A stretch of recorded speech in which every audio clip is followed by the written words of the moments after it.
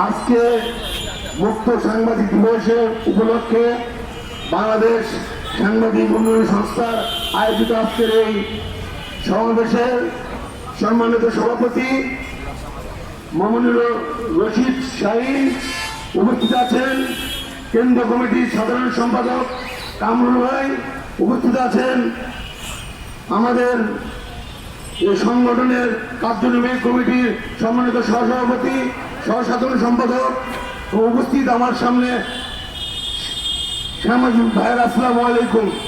আপনারা জানেন 1993 সাল থেকে বিশ্ব সাংবাদিক মুক্ত দিবস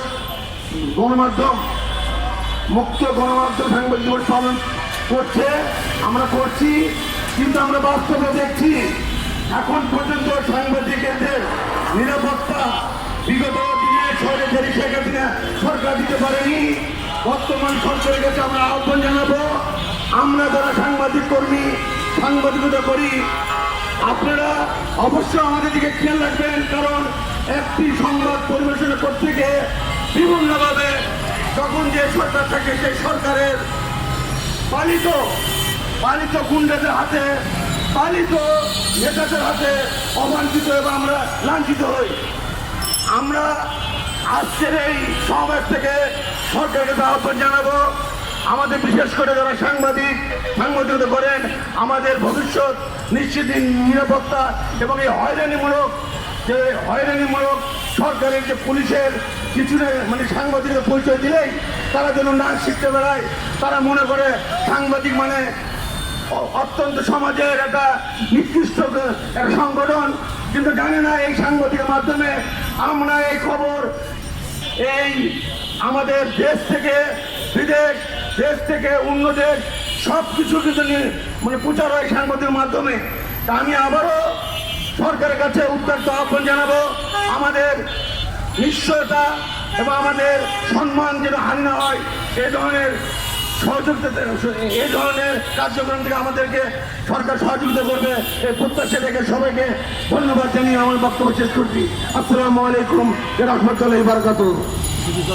আজকে আমাদের এই সাংবাদিকদের নিয়ে যে মানববন্ধন এবং সাংবাদিকদের রুটি রোজগার এবং সাংবাদিক আইনের প্রিয় বন্ধুগণ, সরকারের প্রতি আমরা বিশেষ মুক্ত গণমাধ্যম দিবসে সাংবাদিক আমরা দিবস সেই সাংবাদিকতার ক্ষেত্রে গণমাধ্যম কর্মীদের স্বাধীনতা চাই।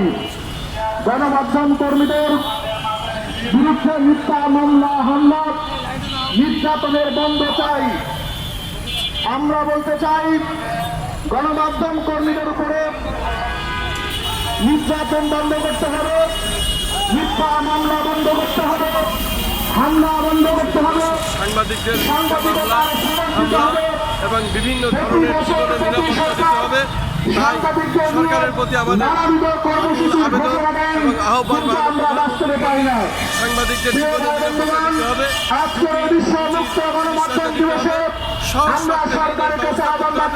বিভিন্ন অনুদান যাতে কোনো বস্তুনিষ্ঠ সংবাদ যেন আমরা ধারাবাহিকভাবে আমাদের কর্মকাণ্ড চালিয়ে যেতে সে বিষয়ে রাখবেন।